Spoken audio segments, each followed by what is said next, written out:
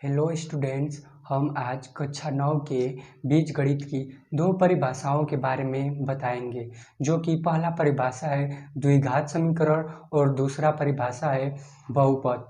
तो देखिए, हम बताएंगे कि द्विघात समीकरण किसे कहते हैं। तो द्विघात समीकरण ऐसा समीकरण जो ax² plus bx plus c के रूप का हो, जहां a का मान्य कभी शून्य न हो, उसे द्विघात समीकरण कहते हैं। और बहुपद ऐसा बीजीय व्यंजक जिसमें चर राशि की घात एक धनात्मक पूर्णांक हो, उसे हम बहुपद कहते हैं। और बहुपद का जो चर राशि का गुणांक होता है वो कभी शून्य नहीं होना चाहिए।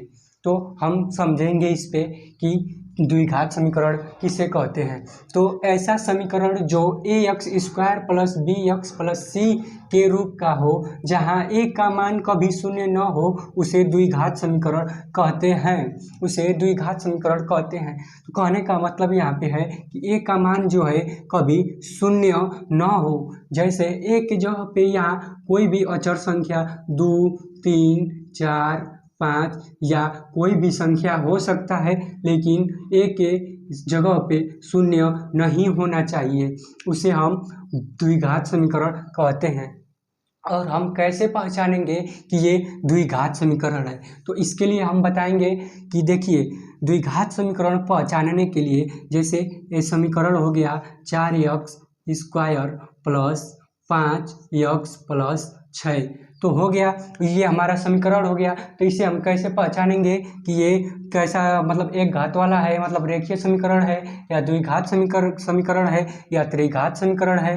तो इसके लिए हम जानेंगे कि जब बीजगणित में जब कोई अंक हो, अचर संख्या बीजगणित में, तो उस पर कोई घात नहीं रहेगा, तो उस पर हम 0 घात मान लेंगे।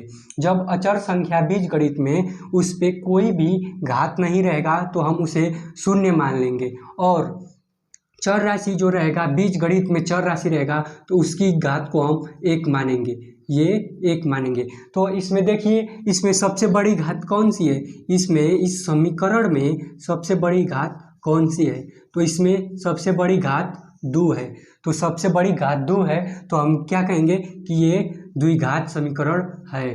तो ऐसा समीकरण जो ax² plus bx plus c के रूप का हो, जहां a का मान कभी शून्य न हो, उसे द्विघात समीकरण कहते हैं। घात पहचानेंगे, कैसे पहचानेंगे कि द्विघात समीकरण है, तो इसमें 4x² प्लस 5x प्लस 6 था, तो हमने बताया है कि जब बीजगणित में अचर संख्या रहता है, उस पर कोई घात नहीं दिया होता है, तो उसकी घात हम शून्य मान लेते हैं। और बीजगणित में जो चर संख्या रहता है, तो उस पर हम 1 घात मानते हैं। तो इसमें घात देखिए, इसकी घात 0 है, इसकी घात 1 है, इसकी घात 2 है। तो जब 2 घात रहेगा, तो हम उसे द्विघात समीकरण मानते हैं। तो हम बताए कि द्विघात समीकरण बताए कि ऐसा समीकरण जो ax² plus bx plus c के रूप का हो, जहां a का मान कभी शून्य न हो, उसे द्विघात समीकरण कहते हैं।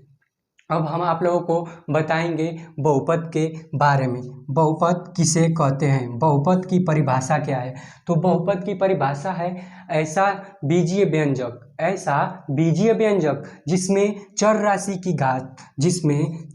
घात एक पूर्ण संख्या हो या धनात्मक संख्या हो, उसे हम बहुपद कहते हैं। जैसे कि 4x² हो गया, तो कह रहा है कि ऐसा बीजीय व्यंजक जिसमें चर राशि की घात, ये जो x है चर राशि है, इसकी घात क्या कह रहा है कि पूर्ण संख्या होना चाहिए, धनात्मक संख्या होना चाहिए, ऋणात्मक नहीं होना चाहिए, और पूर्ण संख्या रहना चाहिए। जैसे कि 2 की जगह पे 1/2 घात नहीं होना चाहिए, 2/5 घात नहीं होना चाहिए, 0.5 घात नहीं होना चाहिए।